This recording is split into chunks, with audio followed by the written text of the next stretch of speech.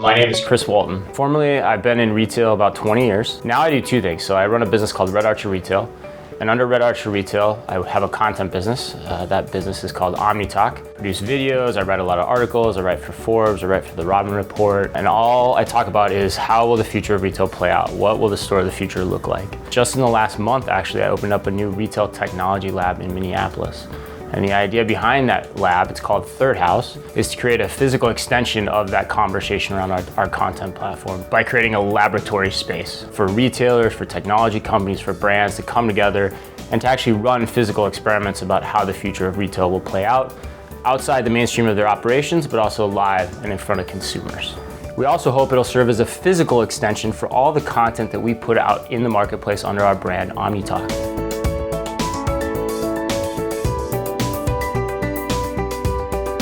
Our work at Hous really centers around three key activities. One, it's a co-working space, a place for freelancers, for independent contractors, those people that work in the retail and the CPG industry to come in and be a part of the community.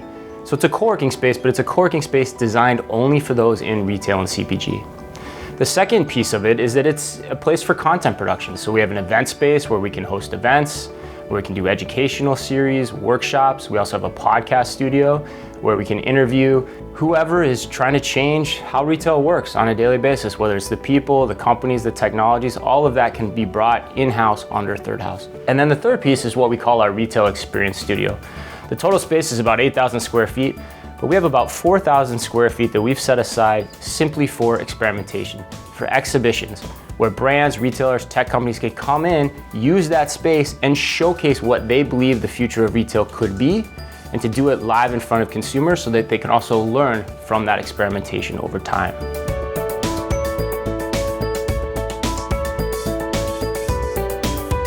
The future of retail really comes down to understanding consumer psychology. And so whether you're talking about digital retail, physical retail, or whatever you want to call it, omni-channel, new retail, it still comes down to the fundamental question, why do stores exist? Stores have historically existed for 5 key reasons. 1 is inspiration. 2, immediate gratification. 3, they've been an element of convenience. 4th, this idea of taction, the ability to touch, to feel, to try products on, to get confidence in a purchase. And 5th, just the experience and delight of being somewhere. As you look to the future 5 to 10 years out, the only difference between a physical and a digital commerce experience are really those last 2 points, the ability to touch, to feel, the sensory aspects of retail, and the sheer experience of being somewhere. All else is intertwined and intersected, and it's going to be up to each individual brand, each individual retailer to decide what those psychological dimensions mean for their specific business.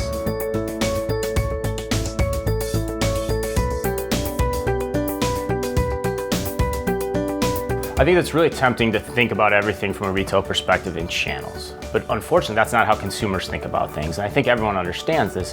You're not a digital consumer, you're not a physical consumer. Quite frankly, you're going to consume whatever you can, wherever you can, whenever you want to. Sometimes that's at a press of a button, sometimes it's a trip to a store. At the end of the day, we have to start thinking as retailers like the consumers. We can't think of our interactions by channel because consumers don't think that way.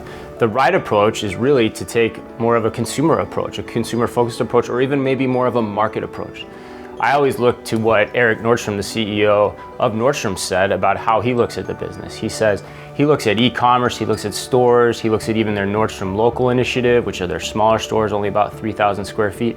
He looks at them all as tools within a toolbox, all tools within a marketplace, so to speak. So if he builds any of those stores in Phoenix, and he has the e-commerce browser that supports his business in Phoenix, let's say, how that all does is valued and judged by how the market moves and how he's meeting the customer needs in that market, not how he's meeting the needs across any one of those channels. And it's that approach that helps us better understand our customers, taking a very much more market-based approach to how we do our business.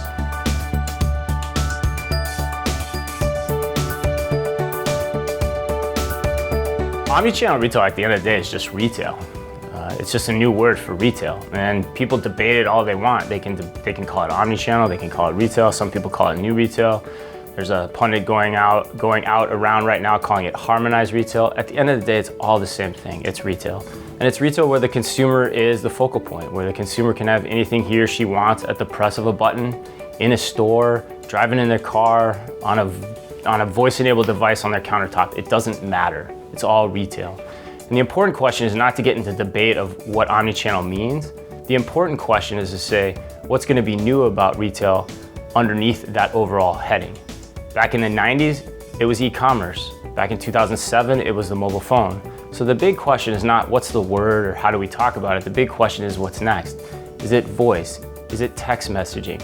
Is it the recreation of shopping malls as we know them today?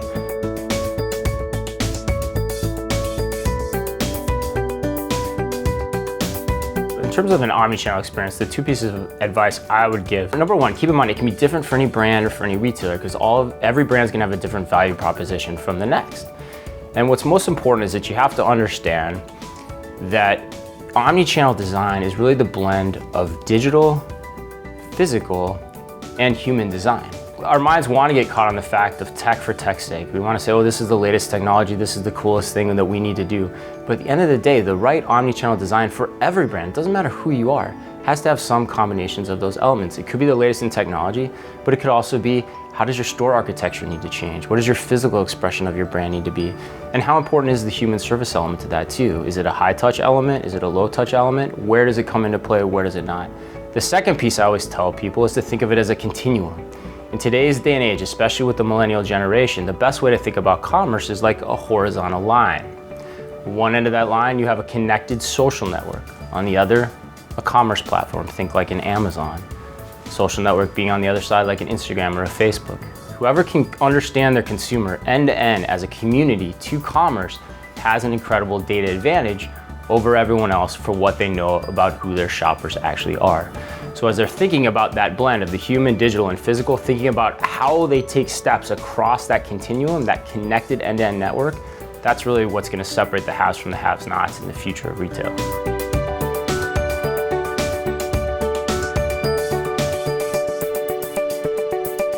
I think how to deal with the omnichannel question, especially from a technology perspective, is a difficult question. I think retail was basically unchallenged for 50 years. Like there wasn't a lot that came in to challenge how the business model worked. And as a result, you could stand up very robust technological platforms about how it should work day in and day out.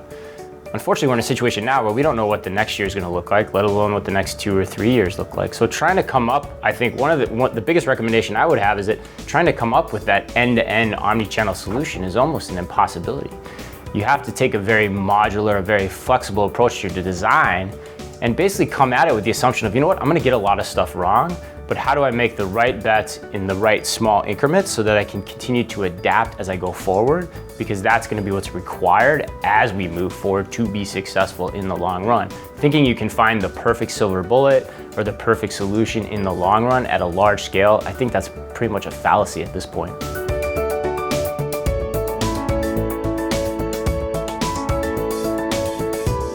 So I think the 5 trends that will impact the future of retail are these. Number 1 is what I call the virtual mall.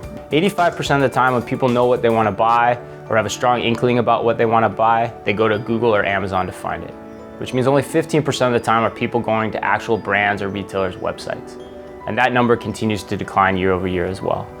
And so as much as I hate to admit it, that means malls, physical stores as a means of find, seek, and destroy product acquisition are dead. The second trend is this idea I call social commerce, and that's what I call the end-to-end connected line. Google and Amazon may know what we explicitly want, but a social network on the other end of commerce knows what we implicitly want as well.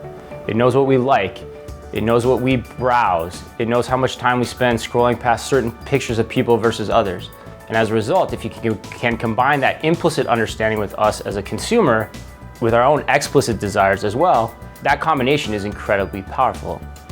The third trend is what I would call the celebration of the physical. And that's why you've seen a lot in the way of pop-up retail over the years. And that's really just the celebration of what physical is to the consumer, which is that dichotomy of the difference between a physical and a digital experience being that of taction, the sensory aspects of retail, and the sheer experience of being somewhere.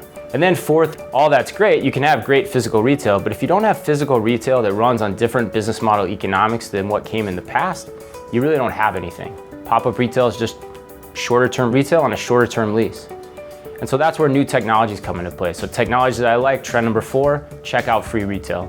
Whether it's Amazon Go with computer vision, whether it's scan and go mobile-based technology, all of those fundamentally change how consumers shop, and they fundamentally change how retailers operate their stores day in and day out, with different operational expense dynamics and different working capital requirements. And then fifth and finally, when you talk about the world of omnichannel retail and everything being available at the press of a button, that means your supply chains need to change. And so the other trend I keep a close eye on is this concept I call micro-fulfillment. And the idea of micro-fulfillment is that you're co-locating warehouses in areas that enable you to reach your consumer much faster than you ever have before. Best example, grocery stores.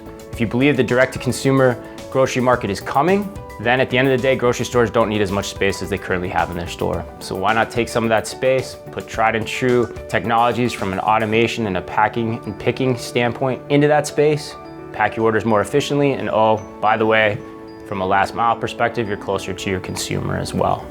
And therefore, the consumer can have anything they want. The entire world can become like their e-commerce doorstep.